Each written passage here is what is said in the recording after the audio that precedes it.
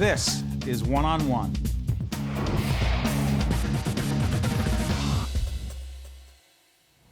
John McCarthy is co-founder of the Institute for Coaching and Center for Sports Parenting at the great Yogi Berra Museum and Learning Center. Good to see you, John. Nice to meet you again. I want to thank our mutual friend, Nicky Matarazzo, for introducing us. Nicky's the best. He is, and he was a great Hall of Fame player at Montclair State University in basketball.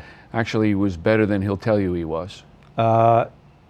Yes, exactly. I wanted to make sure that we got that right, yes, but he was also very, very good. Listen, I was curious about this as we were getting ready for this show. Yogi Berra, and the fact that it's at the Yogi Berra Museum, not an accident. One of Yogi's statements, Yogi used to talk about competing with character. That has a lot to do with the theme and the mantra, if you will, of the Institute, does it not? Absolutely. Talk about it. Well, what we're trying to do is, when you pick up the sports page every day, now it has a law and order column. There's so many good things about sports that get lost. And there's so many people whose lives have been built around sports. Look at Yogi. You see his stature. You see the kind of iconic status that he has, not just in America, but throughout the world. And this came about through his involvement in sport.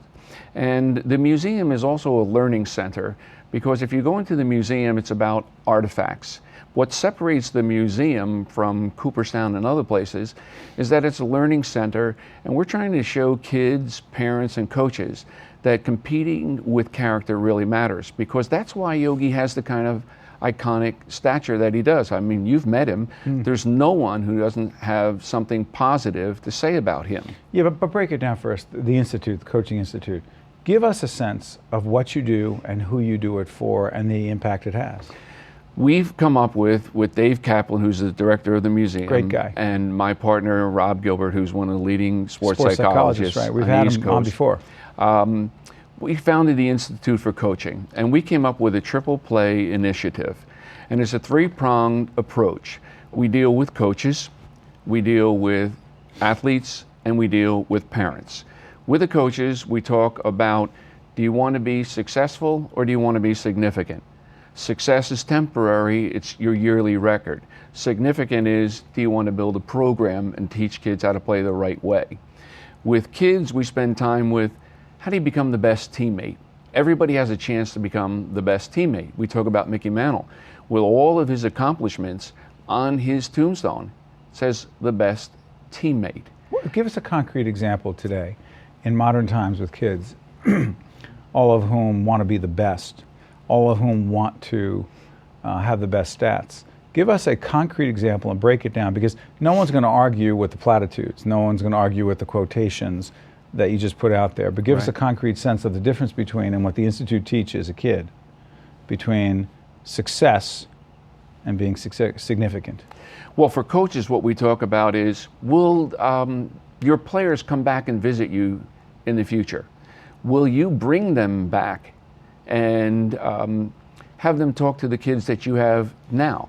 Now, significance means that you've helped other people become successful. It's not that you had a winning record. When the season is over, we judge success by the fact that kids are disappointed that it's ended, rather than, thank goodness that it's over. And what we try to do is give them specific strategies for becoming a better teammate. For example, we talk about the bounce back ability that athletes need. And we tell them that when you make a mistake or when you make an error, are you going to put your head down, or are you going to get yourself right back into it?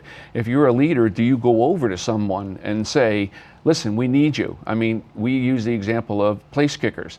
They'll miss a kick earlier in a game, and you see them go to the sidelines, and everybody's propping them up, because they know at the end of the game, you're going to have to come back and make a kick that might decide the game. We talk about, be the first one at practice, be the last one to leave, ask questions, and we try to make a link not just from sports, but also into their everyday lives as students. Do the same thing in the classroom. Ask your teacher for extra help. Come early. Go after school. Stay late.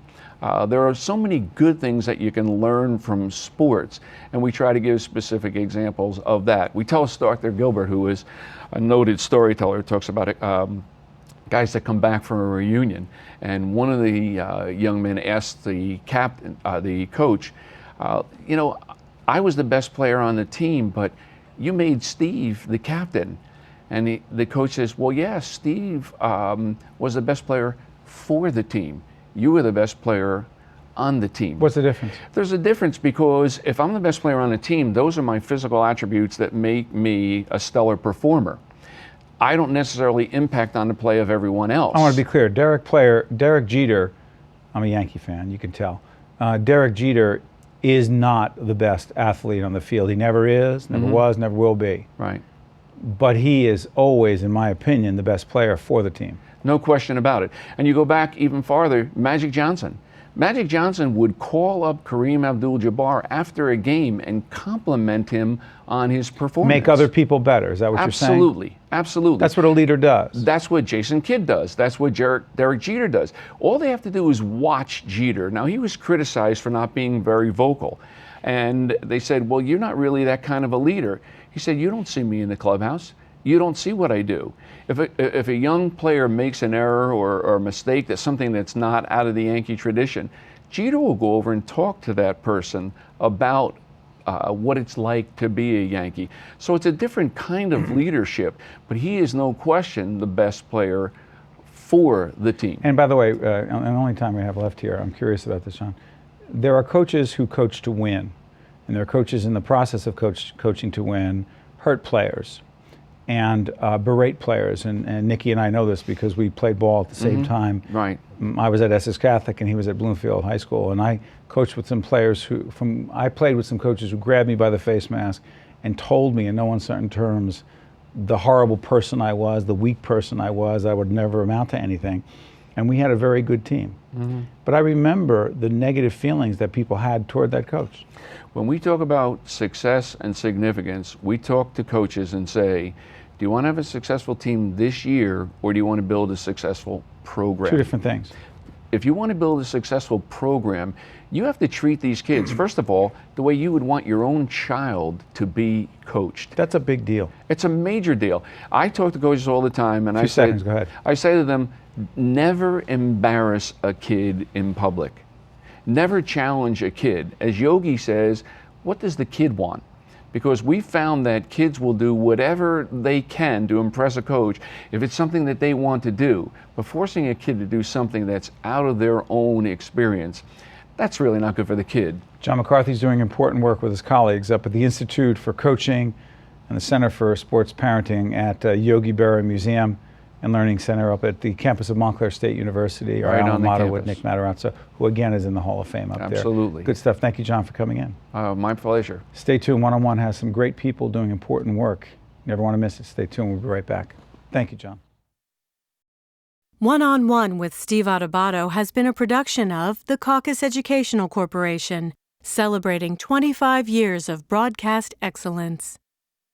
Funding for this edition of One-on-One with Steve Adubato has been provided by the New Jersey Education Association, working for great public schools for every child, and by Wells Fargo. Promotional support provided by NJ Biz, All Business, All New Jersey, and by the New Jersey Business and Industry Association and its monthly magazine, New Jersey Business. Transportation provided by Airbrook Limousine, serving the metropolitan New York, New Jersey area. One-on-One with Steve Adubato has been produced in partnership with St. Joseph's Healthcare System.